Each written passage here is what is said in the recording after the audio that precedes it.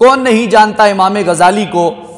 बड़े आलिम भी थे, बाअमल भी थे, और आज भी आपकी याद लेने वाले जब किताबें खोलते हैं तो मुकाशिफतुल कुलूब से लेकर जमी किताबें आपके नाम से वाबस्ता हैं, जिनमें आपने अल्लाह और उसके महबूब की इज्जत व नमूस पे पहरा देते हुए गुजारा और लोगों को अल्लाह और उसके रसूल के करीब आने की दावतें आम दी है।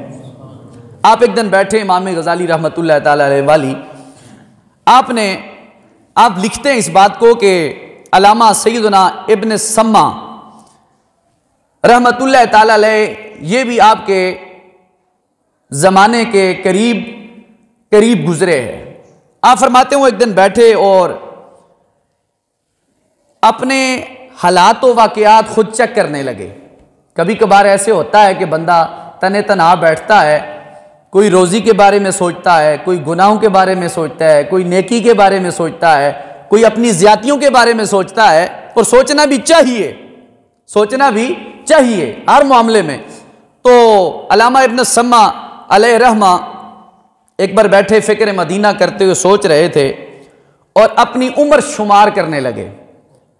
तो रिजल्ट ये निकला कि आपकी उम्र 60 बरस है, 60 साल आपकी उम्र है।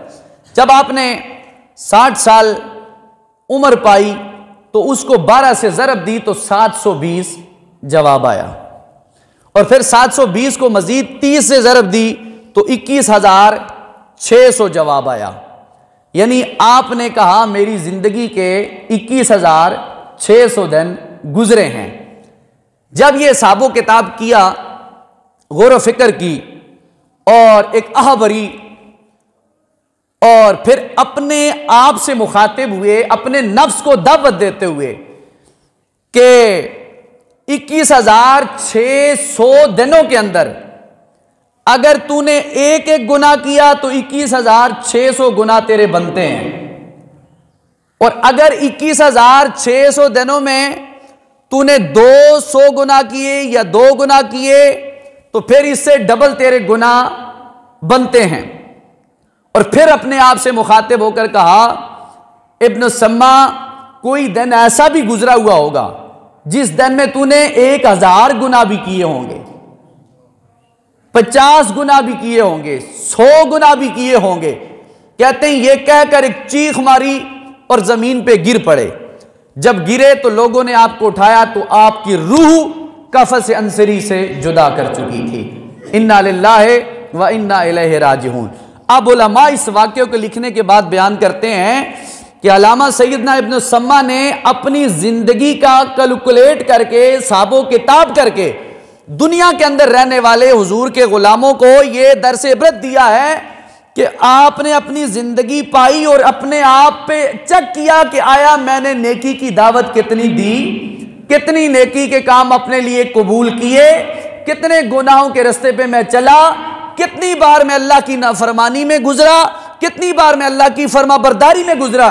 तो फरमाया इस वजदी कफियत में आपने अपनी जान आफरी के सुपुर्द कर दी और दुनिया वालों को बता दिया जब तक अल्लाह ने तुम्हें जिंदगी दी है इससे अच्छे काम करो, इखलास के साथ काम करो।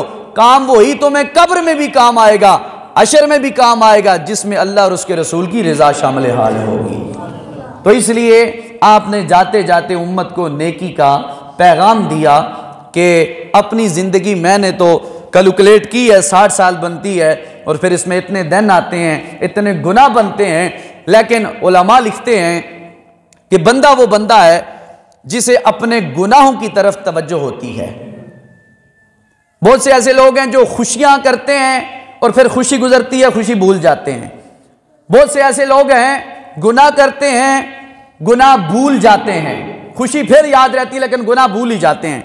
लेकिन आपने इस तरफ तवज्जो दिलवाई कि फरमाया बंदा वो बंदा है जिसे अपनी माजी पे भी, हाल पे भी और आने वाले जनाबे वाला मुस्तकबिल पे भी नजर होनी चाहिए कि मेरी जिंदगी गुजरी कैसे, मैं गुजार कैसे रहा हूं और गुजारूंगा कैसे। नीयत इंसान को, अच्छी इंसान को करनी चाहिए। जिस तरह हुजूर ने फरमाया नियतुल मोमिन खैरुम मिन अमलिही, मोमिन की नीयत उसके अमल से अल्लाह की बारगाह में बेहतर और आला है। तो इसलिए